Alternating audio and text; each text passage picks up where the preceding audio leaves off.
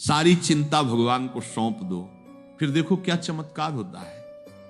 क्या कभी आपके साथ ऐसा हुआ है कि आपने किसी रिश्ते को, किसी सपने को या किसी कार्य को सफल बनाने के लिए अपना खून पसीना एक कर दिया हो, अपनी रातों की नींदें और दिन का चैन दांव पे लगा दिया हो, लेकिन अंत में परिणाम बिल्कुल आपके विरुद्ध आया हो?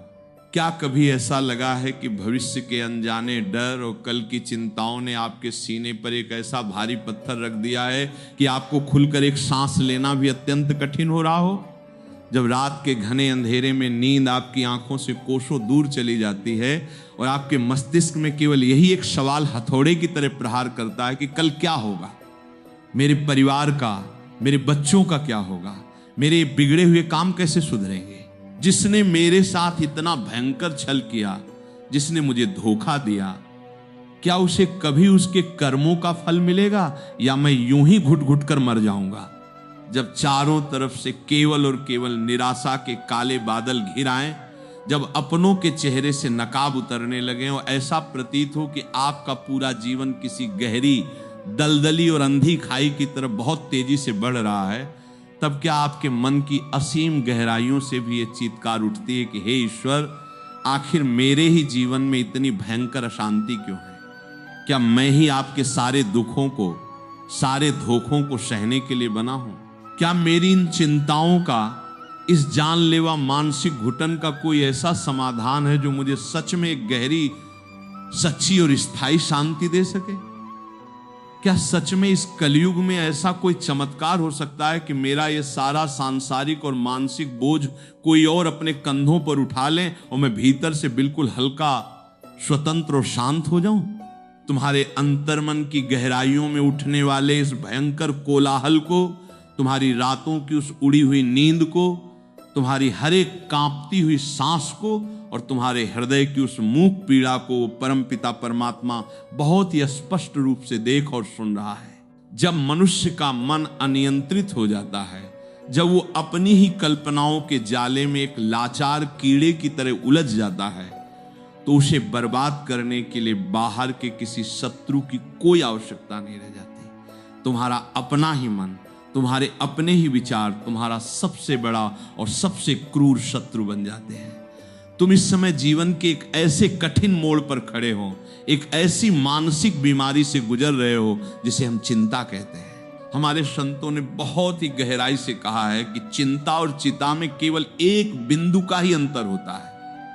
चिता तो निर्जीव और मृत शरीर को एक ही बार में जलाकर राख कर देती है, लेकिन ये चिंता रूपी चिता मनुष्य को जीवित अवस्था में ही हर दिन, हर पल और हर क्षण भीतर ही भीतर जलाती रहती है। ये तुम्हारी हड्डियों को सुखा देती है, तुम्हारे रक्त को जला देती है और तुम्हारी आत्मा के प्रकाश को धुंधला कर देती है। तुम एक ऐसे भविष्य के लिए अपनी आज की अमूल्य ऊर्जा, अपनी आज की परम शांति और अपने आज के इस खूबसूरत जीवन को जला रहे हो, जिसका अभी तक कोई अस्तित्व ही नहीं है, जिसका अभी तक जन्म भी नहीं हुआ है। तुम्हारा ये डर अकारण नहीं है। तुम्हारे जीवन की परिस्थितियां बहुत कठिन और चुनौतीपूर्ण अवश्य हैं, लोगों ने तुम्हें पीड़ा दी है, लेकिन इन परिस्थितियों को, इन लोगों के व्यवहार को अपने मन पर पूरी तरह हावी होने देना तुम्हारी सबसे बड़ी भूल है। हमारा ये अज्ञान, हमारी ये नासमझी हमारे समस्त दुखों का मूल कारण है कि हम इस अनंत सृष्टि के हर कार्य को, हर परिस्थिति को और हर इंसान को अपनी मुट्ठी में बांध कर रखना चाहते हैं। हम अपनी छोटी सी सीमित और सांसारिक बुद्धि से अपने जीवन की एक योजना बनाते हैं और हम ये बालहट करते हैं कि ये पूरा विशाल ब्रह्मांड हमारी उस छोटी सी योजना के अनुसार ही काम करे। जब हमारी योजना के अनुसार सब कुछ होता रहता है, जब व्यापार में लाभ होता है, जब रिश्ते मीठे होते हैं, तो हम बहुत प्रसन्न होते हैं। हमारा अहंकार आसमान छूने लगता है कि हम कितने बुद्धिमान हैं, हम कितने सक्षम हैं। हमें लगने लगता है कि हमारे प्रयत्नों से ही ये पूरा परिवार चल रहा है, हमारी मेहनत के कारण ही ये सारा वैभव है।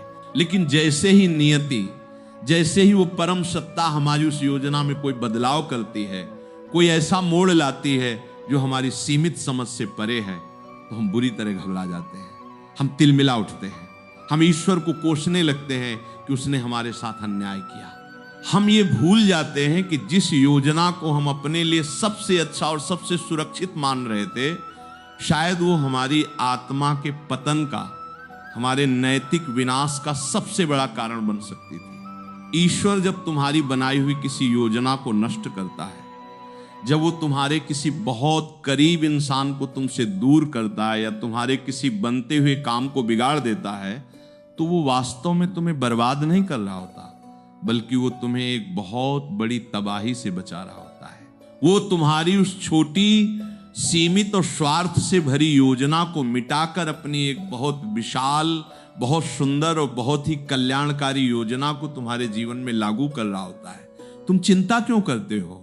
चिंता वास्तव में उस सर्वज्ञानी परमेश्वर की बुद्धिमत्ता पर तुम्हारा सबसे बड़ा अविश्वास है। जब तुम चिंता करते हो तो तुम बिना कुछ बोले भगवान से ये कह रहे होते हो कि हे प्रभु, मुझे आपकी योजना पर बिल्कुल भरोसा नहीं है।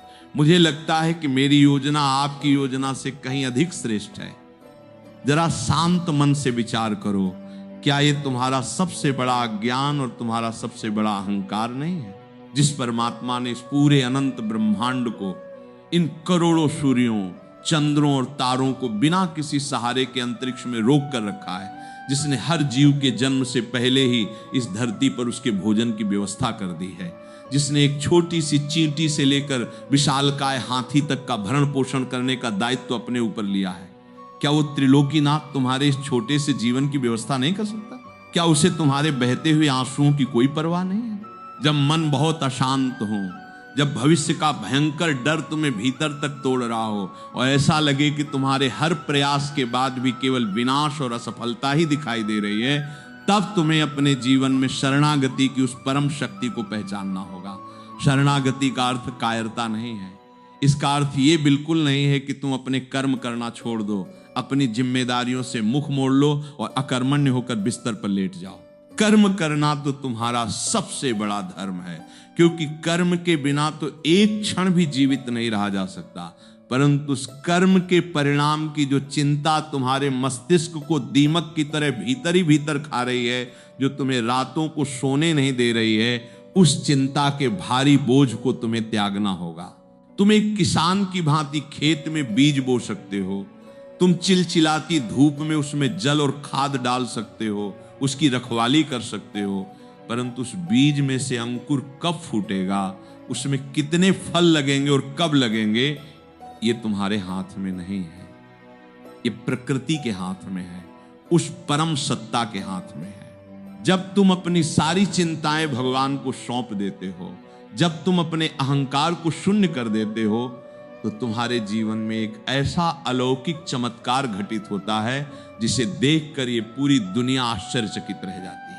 अपनी चिंता भगवान को सौंपने पर कैसा अद्भुत चमत्कार होता है, और भगवान अपने उस निश्चल भक्त की रक्षा के लिए कैसे स्वयं स्वर्ग से दौड़े चले आते हैं, इसका सबसे अलौकिक और हृदय को भाव विभोर कर देने वाला प्रमाण हमारे सनातन धर्म के इतिहास में गोस्वामी तुलसीदास जी के उस पावन प्रसंग में मिलता है, जो शरणागति की सर्वोच्च अवस्था को दर्शाता है। इस कथा को अपनी आत्मा के भीतर उतरने देना, ये तुम्हारे जीवन की हर चिंता का अचूक समाधान है। गोस्वामी तुलसीदास जी का मन भगवान श्री राम के प्रेम में इतना सराबोर रहता था कि उन्हें इस नश्वर संसार की किसी भी वस्तु से, धन से या सम्मान से कोई मोह नहीं था।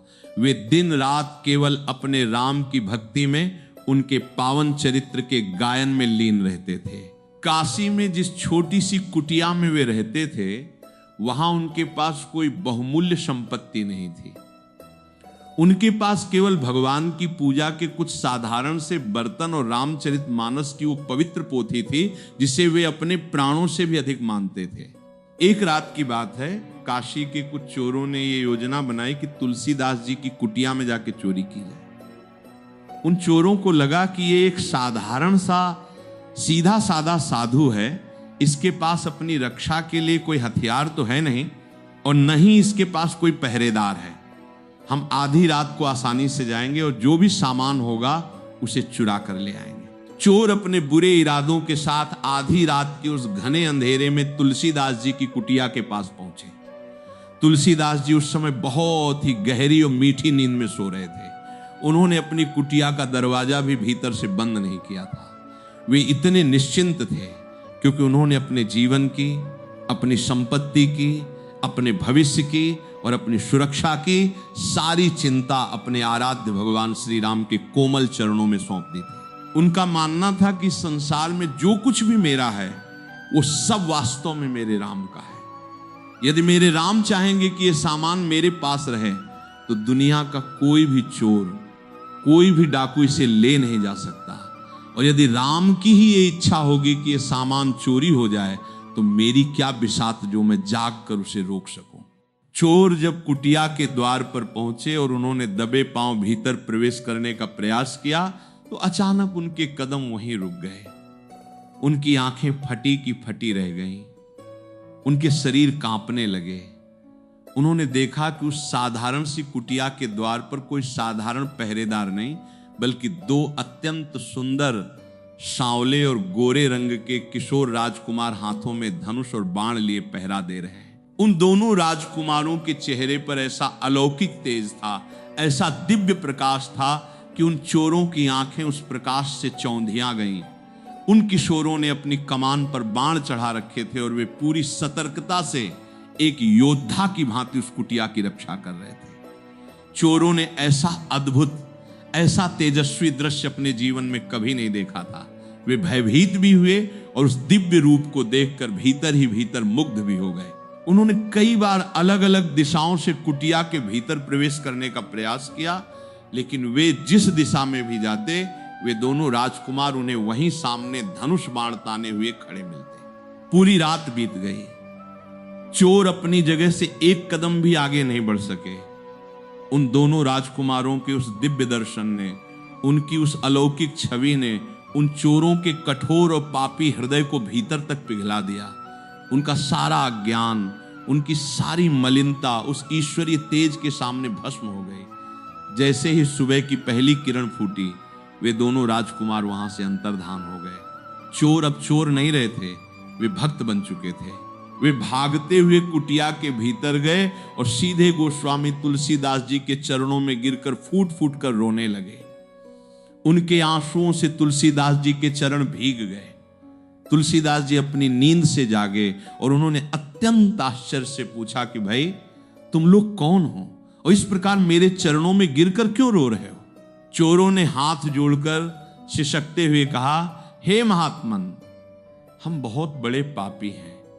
हम आपकी कुटिया में चोरी करने के उद्देश्य से आए थे, लेकिन हमें यह बताइए कि रात भर आपके द्वार पर वे दो अत्यंत सुंदर राजकुमार कौन थे जो हाथों में धनुष बाण लिए आपकी कुटिया की रक्षा कर रहे थे। उनके सांवले और गोरे रूप ने तो हमारे मन को ही मोह लिया है।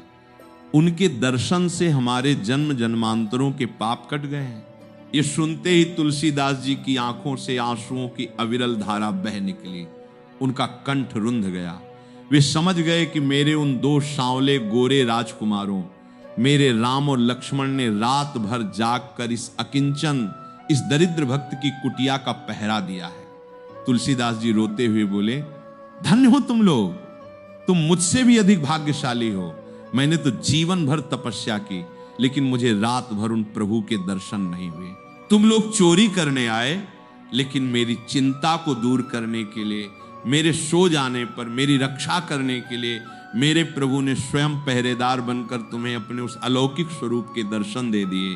उन चोरों ने उसी क्षण अपने सारे पाप कर्मों का हमेशा के लिए त्याग कर दिया और वे तुलसीदास जी के शिष्य बनकर भगवान राम की भक्ति में लीन हो गए। मेरे बच्चे, इस महान कथा को बहुत गहराई से अपनी आत्मा के कोने कोने में उतरने दो। ये केवल एक संत की कथा नहीं है, ये तुम्हारे आज के जीवन की सबसे बड़ी सीख है। जब तुम अपनी चिंता, अपना डर और अपनी सुरक्षा का भार अपने कमजोर कंधों पर लेकर चलते हो, जब तुम रात रात भर जाग कर ये सोचते हो कि कल मेरा क्या होगा, कल मेरी रक्षा कौन करेगा, मेरे धन को कौन बचाएगा, मेरे दुश्मनों से मुझे कौन बचाएगा, तब भगवान किनारे खड़े होकर केवल तुम्हें देखते रहते हैं। वे सोचते हैं कि जब ये अपनी रक्षा स्वयं कर सकता है, जब इसे अपनी बुद्धि पर इतना अहंकार है, तो मुझे बीच में जाने की क्या आवश्यकता है।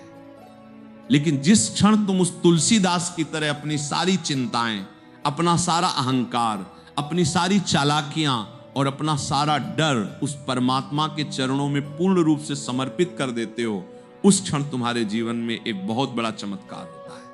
भगवान स्वयं तुम्हारे जीवन के द्वार पर, तुम्हारे भविष्य के द्वार पर तुम्हारे पहरेदार बनकर खड़े हो जाते हैं। तुम्हारी समस्याओं को, तुम्हारे जीवन में आने वाले उन चोरों और दुखों को सबसे पहले भगवान के उस धनुष बाण का सामना करना पड़ता है।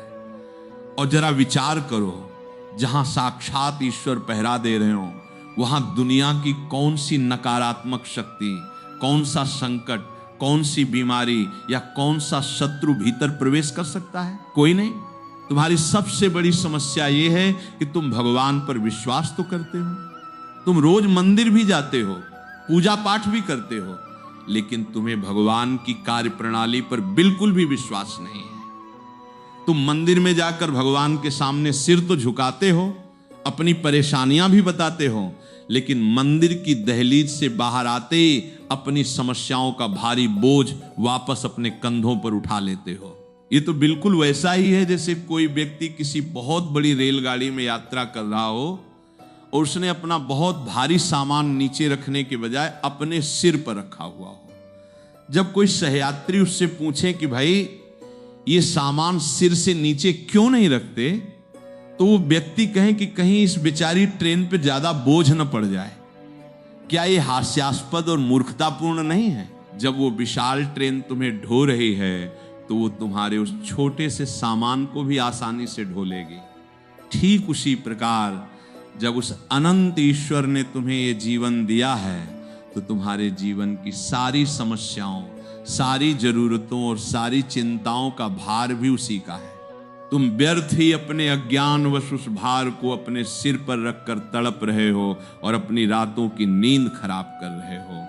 भविष्य के इस डर और मन की इस भयंकर अशांति को हमेशा के लिए मिटाने का एक और बहुत ही अचूक और परम रहस्यमय मार्ग है, जो श्रीमद् भागवत महापुराण में भगवान श्री कृष्ण ने स्वयं अपने सबसे प्रिय सखा और मंत्री उद्धव जी को बताया था। जब भगवान श्री कृष्ण अपनी इस सांसारिक लीला को पूर्ण करके अपने परम धाम वापस जाने वाले थे, तब ये बात उद्धव जी को पता चली। उद्धव जी अत्यंत ज्ञानी थे, वे देवताओं के गुरु बृहस्पति के शिष्य थे, उनका शास्त्र ज्ञान बहुत विशाल था। लेकिन जब उन्हें ये भान हुआ कि उनके प्राणों से प्यारे कृष्ण अब इस धरती से जाने वाले हैं, तो उनका सारा ज्ञान, सारा धैर्य एक ही पल में ढह गया।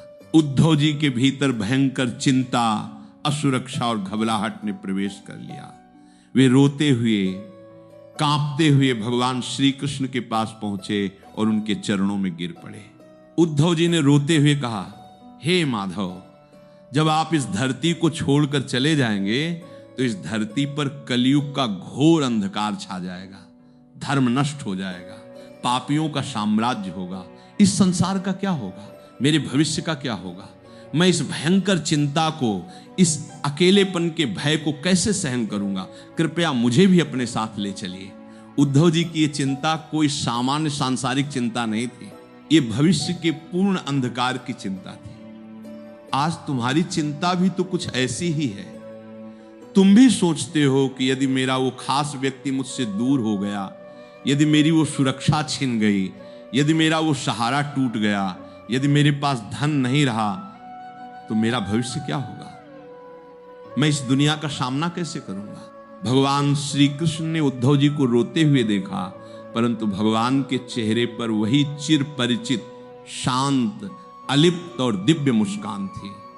उन्होंने अपने सखा उद्धव जी को उठाया और अत्यंत प्रेम से कहा, हे उद्धव, तुम इतने बड़े ज्ञानी होकर भी अज्ञानियों की भांति चिंता क्यों कर रहे हो? ये जो संसार तुम्हें दिखाई दे रहा है, ये प्रलय और निर्माण के एक शाश्वत चक्र में बंधा हुआ है। समय या काल का ये अटल नियम है कि जो बना है वो बिगड़ेगा, जो मिला है वो बिछड़ेगा।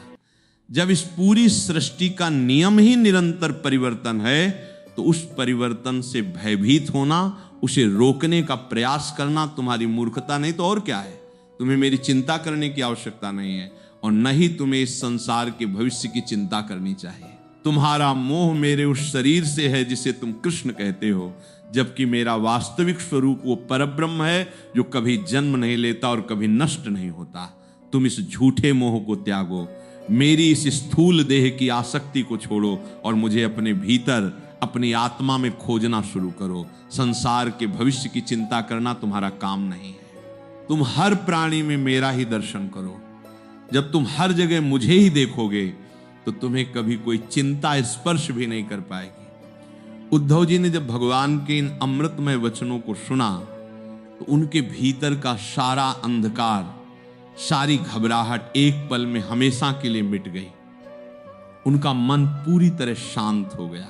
उन्हें समझ आ गया कि जिस भविष्य को लेकर वे व्यर्थ ही रो रहे थे, वो भविष्य भी उसी सर्वशक्तिमान परमात्मा के हाथों में पूर्णतः सुरक्षित है। इस प्रसंग को अपने आज के जीवन की कसौटी पर कस कर देखो। तुम किस बात की चिंता कर रहे हो? तुम उन रिश्तों के टूटने से डरते हो जो वास्तव में नश्वर हैं, जिनकी अवधि पहले से तय है। तुम उस धन के छिन जाने से डरते हो जिसे तुम अपने जन्म के समय अपनी मुट्ठी में बांध कर नहीं लाए थे और नहीं मृत्यु के समय साथ ले जा पाओगे। तुम उस कल के लिए अपनी आज की रातों की अमूल्य नींद खराब कर रहे हो जो कल शायद कभी तुम्हारे जीवन में आए ही नहीं। जिस प्रकार उद्धव जी ने भगवान श्री कृष्ण की पूर्ण शरण में जाकर अपने भविष्य की चिंता को त्याग दिया, उसी प्रकार तुम्हें भी अपनी सारी चिंताओं का भारी गट्ठर उस कन्हैया के चरणों में रखना होगा। चिंता को खत्म करने का सबसे बड़ा अस्त्र है पूर्ण समर्पण। समर्पण का अर्थ यह नहीं है कि तुम अपने कर्मों से भाग जाओ। समर्पण का अर्थ है कि तुम अपने कर्तव्यों का पालन पूरी ईमानदारी से करो, अपना 100% दो, लेकिन उस कर्म के फल को लेकर अपने मन में कोई आसक्ति मत पालो। तुम बीज बो सकते हो, तुम पौधे में पानी दे सकते हो, लेकिन उसमें फूल कब खिलेगा यह तय करना प्रकृति का काम है। यदि तुम हर सुबह जाकर उस पौधे को खींचोगे कि यह जल्दी बड़ा क्यों नहीं हो रहा, तो वो पौधा मर जाएगा। तुम्हारे जीवन के संकल्प, तुम्हारे सपने भी ऐसे ही पौधे हैं। तुम उनमें मेहनत का पानी डालते रहो, लेकिन धैर्य रखो। भगवान का अपना एक निश्चित समय होता है। वे कभी भी किसी का एक भी अच्छा कर्म व्यर्थ नहीं जाने देते। आज जो तुम्हें विलंब लग रहा है, जो तुम्हें असफलता लग रही है, वो वास्तव में भगवान की ओर से तुम्हें और अधिक मजबूत बनाने की एक तैयारी है। वे तुम्हें उस महान सफलता के भार को सहने के योग्य बना रहे हैं जो वे भविष्य में तुम्हें सौंपने वाले हैं। तुम्हारे मन की अशांति का एक और बहुत बड़ा कारण यह है कि तुम हमेशा अतीत की उन घटनाओं को याद करके रोते हो जो तुम्हें पीड़ा देती है। जिन लोगों ने तुम्हें धोखा दिया है, जिन्होंने तुम्हारा अपमान किया है, तुम उन्हें भूल नहीं पा रहे हो। तुम उस जहर को बार बार चखते हो। ये कड़वाहट तुम्हारे मन को एक ऐसा डस्टबिन बना रही है जिसमें से केवल दुर्गंध ही आ सकती है। याद रखो, जब तुम किसी के प्रति अपने मन में क्रोध या घृणा पाले रखते हो तो तुम उस व्यक्ति का कुछ नहीं बिगाड़ते, बल्कि तुम स्वयं अपनी रातों की नींद और अपने मन की शांति को जला रहे होते हो। उन लोगों को उनके कर्मों के साथ ईश्वर के दरबार में छोड़ दो। उन्हें पूरी तरह से क्षमा कर दो। क्षमा करने का अर्थ ये बिल्कुल नहीं है कि तुम उनके अपराध को सही ठहरा रहे हो या उनके सामने झुक रहे हो। क्षमा करने का अर्थ यह है कि तुम स्वयं को उस व्यक्ति के मानसिक बंधन से हमेशा के लिए मुक्त कर रहे हो। उन्हें उनके हाल पर छोड़ दो। प्रकृति का न्याय बहुत ही अचूक और सूक्ष्म है। तुम केवल अपनी आत्मा को निर्मल रखने पर ध्यान दो। अपने खाली समय को व्यर्थ की चिंताओं में, गॉसिप में और नकारात्मक चर्चाओं में नष्ट करने के बजाय उसे ईश्वर के स्मरण में लगाओ। जब भी तुम्हें भयंकर घबराहट हो, जब भी लगे कि चिंता की लहरें तुम्हें डुबा रही हैं, तुम्हारा दम घुट रहा है, तो उस समय अपने सारे काम छोड़कर एकांत में बैठ जाओ। अपनी आंखें बंद करो, एक गहरी और शांत सांस लो और अपना पूरा ध्यान अपने हृदय चक्र पर केंद्रित करो। उस परम पिता परमेश्वर का ध्यान करो जो तुम्हारी हर सांस चला रहा है। उनसे मन ही मन कहो कि हे नाथ, मैं अज्ञानी हूं, मैं दुर्बल हूं, मुझे नहीं पता कि कल क्या होगा, मुझे नहीं पता कि यह समस्या कैसे सुलझेगी, लेकिन मुझे यह पता है कि आपने मेरा हाथ पकड़ा हुआ है। मेरे जीवन की नैया अब पूरी तरह आपके हवाले है। तूफान चाहे कितना भी भयंकर क्यों न हो, मुझे डूबने का कोई भय नहीं है, क्योंकि आप मेरे साथ हैं। ये कोई साधारण वाक्य नहीं है, ये शरणागति और पूर्ण समर्पण का सबसे शक्तिशाली मंत्र है। जब तुम पूर्ण हृदय से, बिना किसी शर्त के, बिना किसी किंतु परंतु के अपना सब कुछ उस परमात्मा को सौंप देते हो, तो तुम्हारे भीतर एक ऐसा अलौकिक चमत्कार होता है जिसे शब्दों में व्यक्त नहीं किया जा सकता। तुम्हारे कंधों का सारा बोझ एक क्षण में गायब हो जाता है। तुम्हारी आंखों से चिंता के नहीं, बल्कि असीम प्रेम और परम शांति के आंसू बहने लगते हैं। तुम इस दुनिया में अकेले नहीं हो। तुम्हारी हर सांस के साथ वो परमात्मा तुम्हारे भीतर धड़क रहा है। वो परम मां तुम्हारी हर पीड़ा को, तुम्हारे हर खारे आंसू को महसूस कर रही है। उसने तुम्हें इस संसार में रोने के लिए, चिंता में घुल घुल कर मरने के लिए नहीं भेजा है। उसने तुम्हें आनंद का अनुभव करने के लिए, अपनी आत्मा की शक्ति को पहचानने के लिए भेजा है। ये जो समय आज तुम्हें इतना कठिन, इतना अंधकारमय लग रहा है, ये बहुत जल्द बीत जाएगा। रात चाहे कितनी भी घनी और डरावनी क्यों न हो, वो सूर्य की पहली किरण को रोक नहीं सकती। तुम्हारे जीवन में भी शांति का, सफलता का और आनंद का एक नया सवेरा अवश्य आएगा। बस तुम अपने मन के इस बेकाबू घोड़े की लगाम को ढीला मत छोड़ो। इसे ज्ञान और विश्वास से साध कर रखो। अब पूरी तरह से शांत हो जाओ। बहुत हो चुका ये चिंताओं का व्यापार। बहुत सोच लिया भविष्य के बारे में। आज अभी इसी क्षण से ये दृढ़ संकल्प लो कि तुम अब किसी भी परिस्थिति में अपनी मानसिक शांति को भंग नहीं होने दोगे। जो काम तुम्हारे हाथ में है उसे पूरे उत्साह और लगन के साथ करो। कर्म करना तुम्हारा अधिकार है, इसलिए उसमें कोई कमी मत छोड़ो। लेकिन फल क्या मिलेगा, ये विचार उस कन्हैया पर छोड़ दो। वो जो भी देगा वो तुम्हारी कल्पना से करोड़ों गुना बेहतर ही होगा। अपने चेहरे से इस उदासी और घबराहट को हमेशा के लिए पोंछ डालो। एक निश्चल और पवित्र मुस्कान को अपने होठों पर धारण करो। तुम इस अनंत ब्रह्मांड की एक बहुत ही मूल्यवान और सुंदर रचना हो। अपनी कीमत पहचानो। अपनी ऊर्जा को व्यर्थ के भयों में नष्ट मत करो। सारी चिंता भगवान को सौंप दो और फिर देखो कि कैसे तुम्हारे जीवन का हर कांटा फूल में बदल जाता है और कैसे तुम्हारा हर दिन एक नए चमत्कार से भर जाता है। अगर ये वीडियो आपको अच्छा लगा हो और इस आध्यात्मिक चर्चा ने आपके हृदय को थोड़ी सी भी शांति और सांत्वना प्रदान की हो, तो अपना प्रेम दर्शाने के लिए वीडियो को लाइक करके चैनल को सब्सक्राइब जरूर करें। ईश्वरीय ज्ञान के इस प्रवाह से निरंतर जुड़े रहने के लिए बेल आइकन अवश्य दबाएं। अपने मन के पवित्र भावों और भगवान के प्रति अपने अटूट विश्वास को प्रकट करने के लिए कमेंट में राधे राधे जरूर लिखें। इस ज्ञान को, इस प्रकाश को केवल अपने तक सीमित न रखें। क्या पता आपका एक छोटा सा प्रयास किसी निराश हृदय में आशा का दीप जला दे। इसलिए ये वीडियो अपने दोस्तों और परिवारजनों के साथ शेयर जरूर करें। मिलते हैं किसी और वीडियो में एक नई आध्यात्मिक प्रेरणा के साथ। तब तक के लिए राधे राधे, जय श्री कृष्ण।